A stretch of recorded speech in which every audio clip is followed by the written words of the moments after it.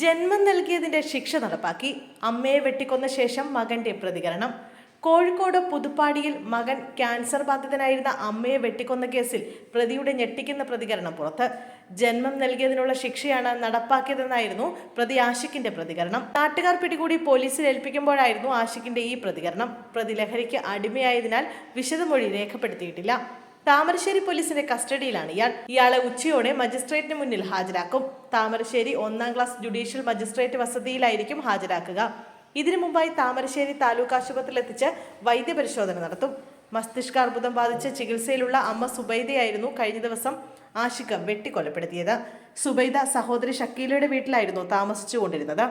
ബംഗളൂരുവിലെ de addiction കേന്ദ്രത്തിലായിരുന്ന Ashiq Shakeel ജോലിക്ക് പോയ സമയത്ത് വീട്ടിൽ വരികയായിരുന്നു. തുടർന്ന് അയൽവാസിയിൽ നിന്നും തേങ്ങ പൊതിക്കാനാണെന്ന് പറഞ്ഞ് വെട്ടുകത്തി വാങ്ങിക്കുകയും മാതാവിനെ വെട്ടിക്കൊലപ്പെടുത്തുകയുമായിരുന്നു. കഴുത്തിനും മുഖത്തിനുമാണ് വെട്ടേറ്റത്. നിലവിളി കേട്ട് സമീപവാസികൾ ഓടിയെത്തിയപ്പോൾ സുബൈദ നിലത്ത് കിടന്ന് പിടയുകയായിരുന്നു. പിന്നാലെ ആശുപത്രിയിൽ എത്തിച്ചെങ്കിലും രക്ഷിക്കാനായില്ല. +2 ഓട്ടോമൊബൈൽ കോഴ്സാണ് ആഷിഖ് പഠിച്ചിരുന്നത്. കോളേജിൽ ചേർന്ന ശേഷം ആഷിഖ് മയക്കുമരുന്നിന് അടിമയാകുകയായിരുന്നുവെന്നാണ് മാതൃസഹോദരി ഷക്കീലയുടെ പ്രതികരണം. ലഹരിക്ക് അടിമയായതിന് പിന്നാലെ ആഷിഖ് വീട്ടിൽ പലപ്പോഴും പ്രശ്നങ്ങൾ ഉണ്ടാക്കിയിരുന്നു. ഇത്തരത്തിൽ പ്രശ്നമുണ്ടാക്കിയപ്പോൾ ഒരു തവണ നാട്ടുകാർ പിടിച്ച് ആഷിഖിനെ പോലീസിൽ ഏൽപ്പിച്ചു. പിന്നീട് ആഷിഖിനെ ഡി അഡിക്ഷൻ സെന്ററുകളിൽ ചികിത്സയ്ക്ക് കൊണ്ടുപോവുകയായിരുന്നു. ഒരാഴ്ച മുമ്പാണ് ആഷിഖ് ബംഗളൂരുവിൽ നിന്ന് നാട്ടിലെത്തിയത്.